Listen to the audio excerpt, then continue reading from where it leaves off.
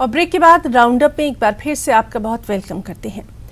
केंद्रीय ग्रामीण विकास मंत्री गिरिराज सिंह ने राष्ट्रपिता महात्मा गांधी के हत्यारे नाथूराम गोडसे को लेकर विवादित बयान दे दिया है। उन्होंने गोडसे को भारत का सपूत करार दे दिया है और जिसके बाद देश की सियासत में उबाल आ गया है। अपने बयानों के जरिए चर्चा में रहने वाले बीजेपी के फायर ब्रांड नेता गिरिराज सिंह ने एक बार फिर विवादित बयान दिया है। गिरिराज सिंह ने महात्मा गांधी के हत्यारे नाथूराम गोडसे को भारत का सपूत बता दिया है। अगर गांधी के हत्यारा हैं तो गोडसे भारत के सपूत भी हैं। वही भारत में ही पैदा लिया है। औरंगजेब और बाबर की तरह आक्रांता नहीं है। नाथूराम गोडसे को भारत का सपूत बताने वाले गिरिराज के बयान पर देश की सियासत गर्म हो गई है। जेडीयू नेता केसी त्यागी ने कहा कि जिसने राष्ट्रपिता की हत्या की उसका महिमा मंडन राष्ट्रद्रोह जैसा है।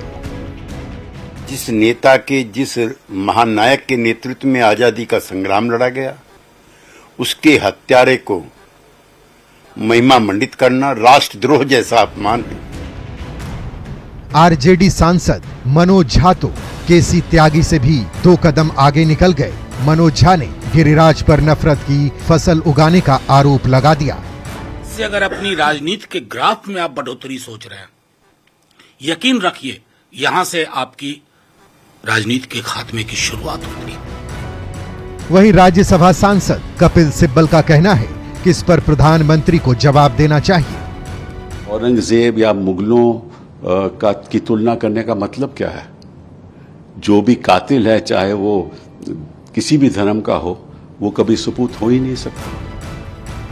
बीजेपी विधायक नितिन नवीन ने गिरिराज सिंह का बचाव तो नहीं किया, लेकिन पाकिस्तान का झंडा लहराने वालों पर करारा वार किया। ऐसे भी लोग हैं इस भारत में जहां पर पाकिस्तान के झंडे लहरा देते हैं और फिर भी लोग चुप रहते हैं। वैसे गिरिराज सिंह ने यह बयान AIMIM चीफ असदुद्दीन ओवैसी के एक विवादित बयान पर पलटवार करते हुए यह बयान दिया है, लेकिन इस बयान पर विपक्ष ने सियासी घेरेबंदी शुरू कर दी है। न्यूज़ 18 के लिए दिल्ली से अमितेश के साथ ब्यूरो रिपोर्ट। खबर मध्य प्रदेश के खरगोन से, जहां महामंडलेश्वर उत्तम स्वामी ने लव जिहाद मामले में फांसी की सजा की मांग कर डाली है। उत्तम स्वामी के बयान का बीजेपी ने समर्थन किया है, वहीं कांग्रेस ने सरकार पर निशाना साधा है।